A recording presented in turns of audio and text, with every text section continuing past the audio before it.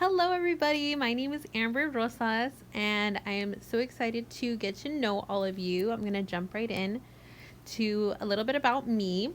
So, quickly starting with my education, that way you guys get a little bit of a better background about who I am. I have a bachelor's degree in both social work and film studies. I completed my master's graduate level program in elementary education online. Last year, I actually graduated with my master's, and I came back to school to complete my credential in art. I'm currently an art teacher at an elementary school, and so in order for me to continue, I had to finish the credential. So I'm back in school again, and now I'm going to share just a few of my hobbies. I have them written down here. I really do enjoy filmmaking in my free time, going to concerts, specifically like metal, reggaeton, stuff like that. I like drawing and painting as well. And then a fun fact about me, which is why I shared this photo, is I really do love going to Disneyland. I have an Inspire key pass, so I try to go as often as possible. So continuing right along into the questions that we have, one of the first ones is, what makes a good online class? So essentially, when I completed my master's program, all of my classes were online. I graduated from Grand Canyon University, and I know that the makings of a good class is that you need to have collaboration with both the professor and your classmates, because without those key relationships, the class is, well, for one, is going to be really boring, right? And then secondly, it's a lot easier to learn things when you're in a collaborative setting, which is wonderful because, just looking at our class in general, right? We're going to be learning about how to utilize collaborative methodologies to make things happen and to ensure that we're becoming the best educators that we can be. Now, continuing into the instructor video, what I learned was that the focus of this course is very heavily about collaboration between general educators and then our special education teachers as well. Personally, I work with students that have special needs every single day, and so I know these teachers very, very well.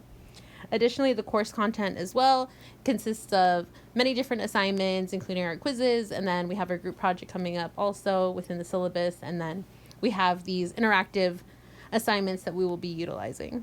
And then we also learned that there are different ways to contact the professor as well. I have included the special education disability categories. So the 13 are listed below. And then this will come in handy later. So I would refer to this quite often, especially in my day-to-day teaching, because we always want to ensure that we are up to date on what's going on, and then make sure that you always have IDEA available. I have the document itself actually saved onto my phone. So just for future educators out there, I would keep it handy because you never know when you might have to refer back to it. So looking into the childhood disability and special education eligibility, there are two key eligibility rules here that students technically have to have, right? So the first one is to have a documented disability or disabilities. And so those would go back into those 13 categories that we just mentioned in the previous slide. Additionally, these disabilities have to have an adverse impact on how the student learns.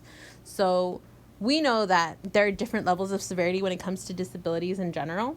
And so when these are actually impacting the student from learning efficiently, that's when they are also going to be eligible for receiving those special education services.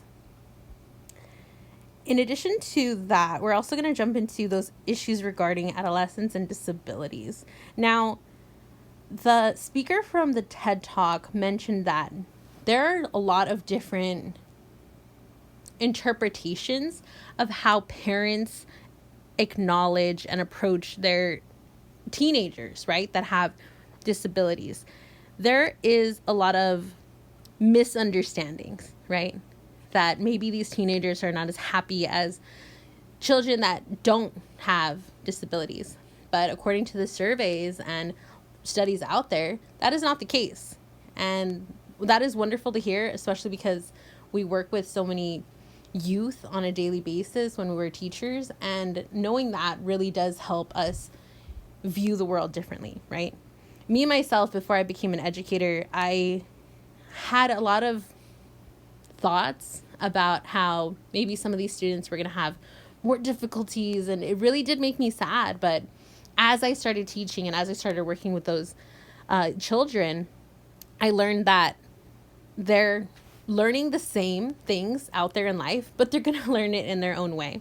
And that was another issue that some individuals were having, that they just felt bad. They felt bad for these children, and they had thoughts that they weren't ever going to be able to reach their end goals. And that's just simply not the case. We have to end that stigma, and we have to work towards bettering the education available out there for students with and without disabilities, right? Because without that, we're not becoming the best educators that we can be and reaching the full potential. And if we're not willing to put in the work for our students, then this is not the line of work for you, right? Continuing right along, the final slide here is based off of people first language. Now, I was unfamiliar with what this terminology meant prior to this video, if I'm being completely honest. But essentially what it is that when an individual does have a disability, right, there are people that prefer to be acknowledged as a person first, right? So for example, a person with autism, right? But what I found fascinating was that there were also individuals, such as the speaker who was explaining this term, that they preferred to have the term first and then the person part second. So essentially contrasting between an autistic person versus a person with autism, right? And I think what it boils down to is respect, right? I had never thought about acknowledging a person with the essentially the disability first, right? I always really strive to be as inclusive as possible when working with my students. And although I know that they have disabilities, typically at the beginning of the year, you will have a spreadsheet and then cumulative files that will detail all of the disabilities, special needs students that you do have in your classroom. And so I am aware of the students that I have, but I was always acknowledging them just as a student, right? And I would never even bring up the disability per se in front of the class, right? And so to have a person share that they are preferring to be acknowledged by the disability first, right? Essentially, they're stating that community matters a lot for them, and that they're honored to be able to be part of that community because there are so many individuals who are completing amazing things and working towards their goals who just happen to have that disability, right? And so I'm going to bring it back down to, in order for us to work best with our students, we really want to make sure that we have that communication, or those lines of communication, open to respecting our students enough to ask, hey, my friend, how can I best talk to you? What can I say to you that will make you feel the most comfortable? Are we bringing this to light? Are we not going to say the disability? Let me know, right? And that kind of conversation could happen one-on-one.